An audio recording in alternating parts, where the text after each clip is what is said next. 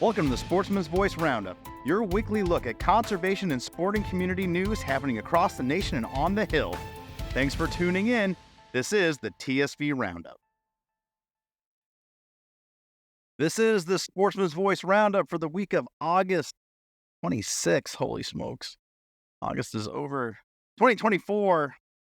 This week, our lead story, East Coast Legislative Sportsmen's Caucuses continue to hammer away on North Atlantic right whale vessel strike reduction rule. Going to bring you a little bit of church on no net loss. On a wing and a prayer, dove seasons draw near across the country. And finally, we'll go to the West Coast. We have good news out of California about a successful event that was hosted by the California Outdoor Sportsmen's Caucus. But before we get to all those things, let's welcome back Connor Barker. We're going to talk about the whale problem here on the East Coast, and I will make a quick correction before we get into this. Last week we touched on some of this, and by default, my gray matter programming, I referenced it as the North American right whale, as the North Atlantic right whale, as I'm correcting here. So apologies to the whale enthusiasts for my default programming there. But all of that to say, hi Connor, how are you? We got some updates here. This is an issue we've covered extensively, but you got some updates and some coming together of some of our in-state partners and sportsmen's caucuses. What's going on?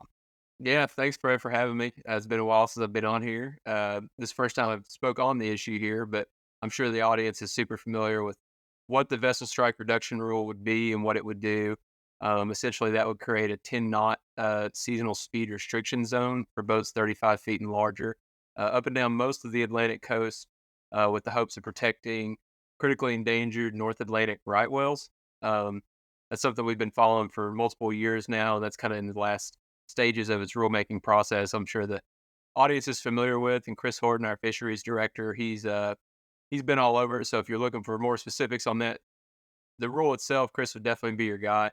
But yeah, just thanks for having me. I wanted to talk about a little bit of what work we've done at the state level and kind of how we've used that federal NASC or National Assembly Sportsmen's Caucuses network, or that nexus, and just kind of illustrate how effective those state sportsmen's caucuses can be when weighing in on federal policy. So if you want, I can go ahead and just kind of get into what we've Yeah, done so please far do. and what the article in TSV this week's talking about. Yeah. But as far as the state goes, you're aware that we did a Atlantic State Sportsman's Caucus sign-on letter Uh-huh. that was addressed to, I believe, the White House Office of Management and Budget, which is where the rule currently sits in the final stages of the rulemaking process. That included Sportsman's Caucus leaders from all up and down the Atlantic coast, not just the Southeast, like we'll mostly be talking about today. That was back in May, I believe. And then fast forward to now, an additional opportunity came up, comment on the rulemaking process at the state level. So each state, well, I'll say each state, but the four states we'll talk about today that the Sportsman's Caucus put together a letter in is Virginia, North Carolina, South Carolina, and Georgia. Leaders from those states were able to coordinate their own individual letters and get those submitted to the state agency. It is a little different in each state that administers the Coastal Zone Management Act program for that state. And essentially, what that is this is something I wasn't super familiar with until this opportunity came up. But that the CZMA, in short, serves to protect, promote, develop, restore, and enhance the nation's coastal resources. An important note is whenever there's federal action that could affect the CZMA plan, that the states are required to make sure that it's consistent with their approved state plan. Mm. So in doing so, they solicited public comment, and that's where our state sportsmen's caucus leaders weighed in and essentially asked these program leaders that administer these programs to find that the North Atlantic vessel strike reduction rule was not consistent under enforceable policies by their state CZMA program. And this was a bipartisan effort in our states too, which really emphasizes the kind of the broad support of, or not the support, I guess, rather, but the broad opposition to this North Atlantic right whale vessel strike reduction rule. I think most of those common opportunities have closed by the time this will be out.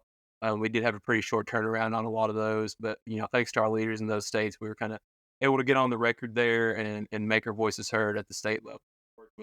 some of our national boating partners as well as some in-state partners on that to kind of get that out there. And those have all been submitted and recorded by those agencies. So good work from everyone on all fronts there. For sure. Uh, Highlight the potential loss in revenue should this thing go forward and what it does for recreational fishing and boating. You cite in the article $6.5 billion combined economic impact of this rule. Yeah, and that's in South Carolina alone, and that number references the boating and recreational boating and fishing industry just in South Carolina, Yep. which is going to be more than most states simply because they have such a huge industry influence down there. But imagine if you take that across, most or all of our Atlantic states of how big that number could actually be. It's Okay. pretty astounding. I will tell you from personal experience, and heck, I was just having a conversation with a friend of mine yesterday about just off the coast of New Hampshire here. He's out tuna fishing. I've been out striper fishing, and as of late, we've had some pretty wild weather. And it just pops up, and it pops up quick. And then some of those weather alerts, and in his case, recently they didn't pop off. Like normally, if there's a lightning and thunderstorm that's brewing or it's happening, those alerts and those tones go out. Fishermen and recreational boaters get back to harbor. Did not happen, and he had a case where 2 cells came up right behind him and merged, and he had to motor, man. And he was going over 40 miles an hour, whatever that equivalent is in knots. It's pretty close. But to say that that example right there is like, if he had to go any slower worrying about a whale strike within his journey, you worried about the whale or you worried about this guy in a fiberglass boat with all this lightning going on around him? He has to get to safety there. So, I mean, just that example alone is well, man, it could be devastating. People could literally die because we're worried about an exclusion zone around a critter that's not very common. And as Chris and I have discussed on this show, and then our partners at ASA, there are some technologies, there are some proposals and better ways forward, but I mean, I don't know what the stumbling block here is, and certainly defer to Chris, like you said earlier on some of this stuff, but seems like there's better ideas in place, but they're just trying to cover it here with broad strokes, and still that seems to be their prescription. Yeah, yeah, and that's a big thing. We talked about the economic impact earlier, but the boater safety aspect. I'm not a coastal guy by any means. I live in Kentucky, but I spend most of my weekends on a 20-foot boat that I've had for years, and 11 miles per hour. That's not much, let alone severe weather, just rather just rough seas in general. Oh, That's yep. tough, and that's one of the many things to consider here, the economic impact, how long it can extend your trips. I'm speaking again from an inland perspective, but my wife and I just got back from the beach, 2 weeks ago, and I didn't take a trip then, but if we take a fishing trip, our half day fishing trip, it's pretty affordable. Something like this could turn that into a 2-day trip that, most folks aren't able to afford or budget into their 7-day family vacation. And So, turn into an hour and a half trip in you're right. most cases. I mean, those half-day trips are not very long. You did say that they're affordable, especially for people that are just trying it for the first time, just like, "Hey, we're gonna try this." Yep. And then you're wiping that out. It's not cost effective if you're taking an hour and a half to steam out to your spot, do a little fishing, and like, "Hey, fight's good, but we gotta head back because we gotta, add this departure time from our spot back in." Yeah, and that would be terrible for everyone involved. So, do we have a forecast on this going forward, or are we kinda just waiting to see what the comment period bears out? Yeah, to my knowledge, I haven't heard yet. I think most of these are just recently closed. I'm not sure how that plays out next, but our opinions are out there. Our sportsmen's caucuses voices are out there. So hopefully, some of our states will come around and say, "Hey," to know of like, "Hey, this rule isn't enforceable under the policies that we have," and that would be our ultimate goal here. But as we do get developments, we'll be sure to make sure that it's noted in TSV or maybe on the podcast going forward. But yeah, to my knowledge, we're still in the rule itself still in the last stages of that rulemaking process with the White House, and we've gotten our comments in on this last section here. And I understand we're not the only our sportsmen's caucus leaders aren't the only folks. We've got legislators all up and down a lot of these states, especially ones that represent coastal communities that have been weighing in on this too. So just by spreading the word and stuff, I think we generated a pretty good amount of talk around this on this specific opportunity. Yeah, for sure, and it bears repeating too from past coverage of this topic. There's no slight against the whales. In fact, we all Oh want no, whales to be fine and healthy and recovering populations, but, understanding and recognizing the rarity of these creatures and where they're at, it, it doesn't weigh out in Right. much of this. So to solve for, X, which statistically is so low at the detriment of Y, is just, that's not a good equation. It doesn't really work out. So Right. we will Yeah. update as they come in. Connor, any last thoughts you want to give the program, give the audience? No, man, I think you hit it. You nailed it on the head. We're, like you said, we're the America's original conservationists, so we're all about preserving right Yeah. whales. But there's a lot better opportunities to protect the whales and uh, conserve our, fishing and boating traditions that generate a ton of revenue for protecting all wildlife. So that's There you go. kind of what we're going at there. But yeah, thanks for having me on, Fred. And I encourage any listeners to reach out to me or Fred or Chris Horton specifically, probably on the issue, and we'd be happy to answer any questions you've got. Awesome. Thanks so much for the time, Connor. Appreciate your reporting. Yep. Thanks. Thanks again to Connor for his time and reporting on that last article there. Let's continue with the other headlines from around the country. This here from Kaylee Leager, a little gee whiz information about no net loss policy. If you've never heard of it, we're going to dive into it here a little bit. She starts off, year after year, many states are seeing large influxes of new residents, and with that, a need for more housing and expanded services continues. Expanded urbanization and development required land, and sometimes that comes at the expense of state lands that were once utilized not only by hunters, anglers, and trappers, but also by other outdoor recreational folks, horseback riders, hikers, bikers, birders, paddle boarders, kayakers, and canoers, and more. While the sale of these lands provides funds for the state, wildlife and opportunities for sportsmen and women are negatively impacted. No net loss policies limit the loss of access to hunting fishing opportunities by establishing a minimum acreage for publicly owned areas open to sportsmen and women, which ensures that future generations have the same opportunities tomorrow that they currently do today. First addressed in 1989 by Bush Sr. as a wetlands conservation goal for his administration. States such as Arkansas, Florida, Georgia, Illinois, Louisiana, Maryland, and Mississippi were some of the first states to implement no net loss policy.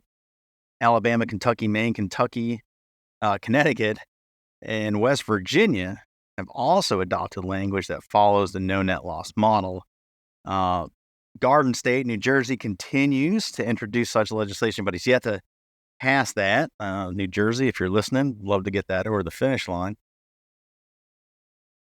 States that already have no net loss enacted can update their baseline year, so any lands that have been obtained since the legislation was first enacted can now be encompassed by these protections. Many sportsmen and women and outdoor recreationists rely on federal and state lands to enjoy their pursuits. And according to surveys conducted by Responsive Management, 46% of hunters cited lack of access as taking away their enjoyment for hunting and influencing their decision not to participate and hunt. Moving forward, CSF encourages legislators to enact permanent protections on state-owned lands that guarantee hunting, fishing, trapping, and recreational access. Protecting access for sportsmen and women is imperative to the recruitment, retention, and reactivation of our nation's boots-on-the-ground conservationists who primarily fund state fish and wildlife agencies in conservation.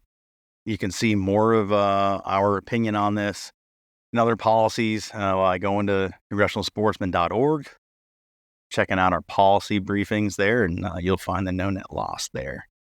Kent Keene reporting on dove seasons across the country.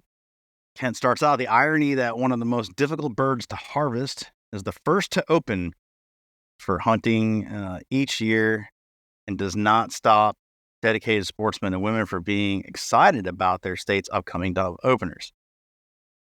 As the first fall hunting opportunity for many, dove seasons represent a great opportunity to get outdoors, provide hunters an ideal chance to become familiar with any changes in their state hunting license requirements and regulations.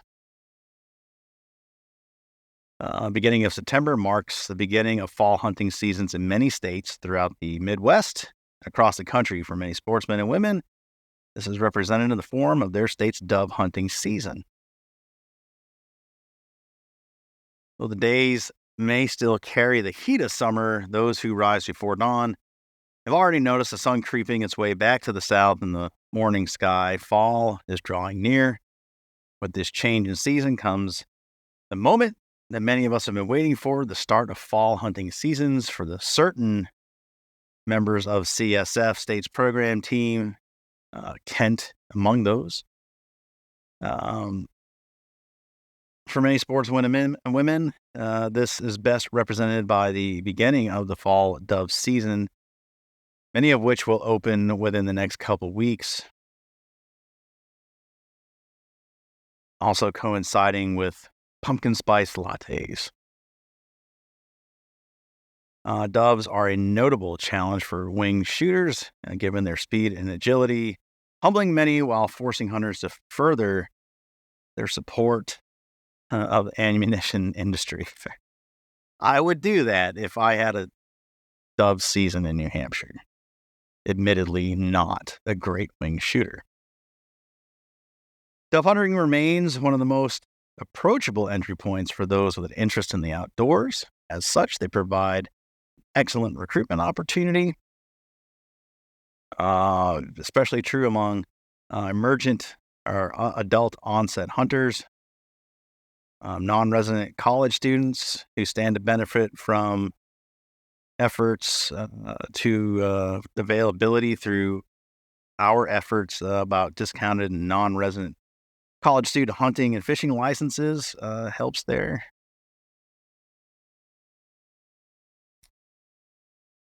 Happy dove season. It's here. There are states here where I live, we do not have a dove hunting season. It's certainly on our radar to help bring that into the fold again. It would be a great opportunity, certainly have the populations, but for some reason, doves at one point here in New Hampshire became a political football, and I understand that that's still the case today. So keep bringing it up, and hopefully eventually we'll get to enjoy what Kent is reporting on here in some of the Northeast states. Finally, good news out of California.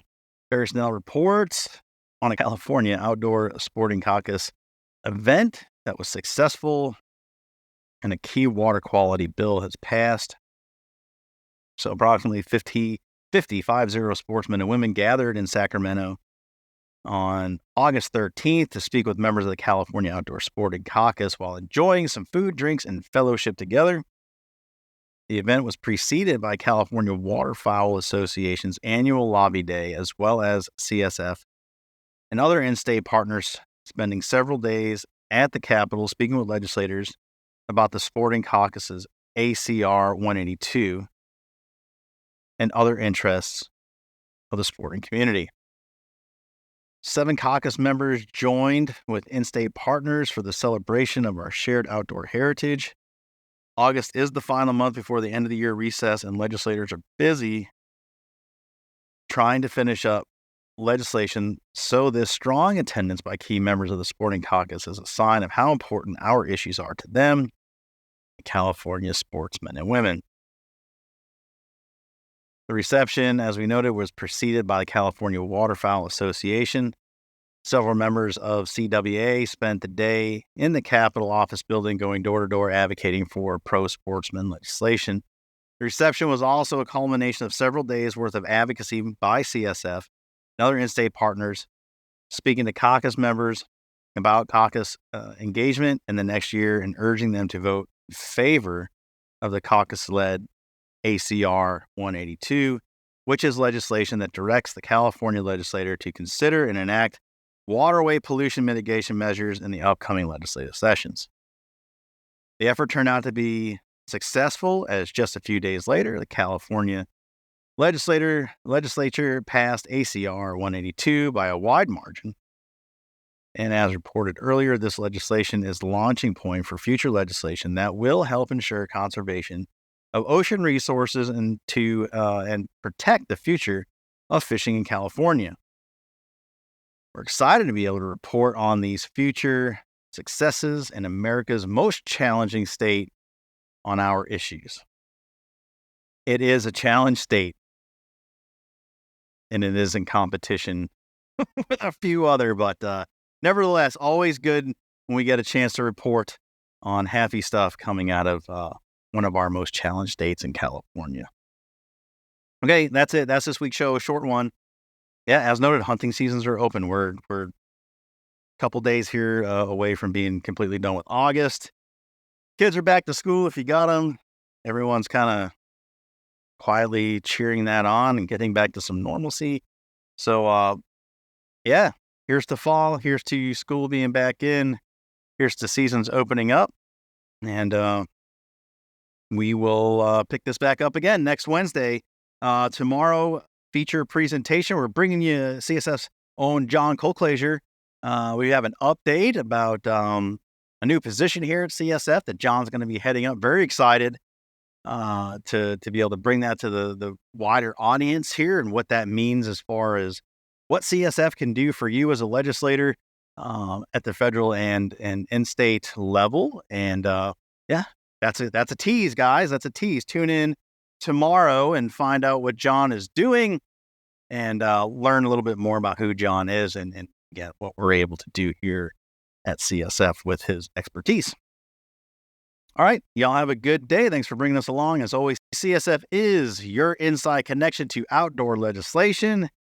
So long. Thanks for joining us on this edition of the Sportsman's Voice podcast. Ladies and gentlemen, your support is crucial, and you can help us out right now by leaving a review, filling in those 5 stars where available, sharing this episode with friends and family, and engaging with us socially. CSF can be found on Facebook, Instagram, and X, formerly known as Twitter. Together, we can protect the outdoor sports we love and continue to keep you informed wherever you are. That's it for this week. Until next time, we'll see you later.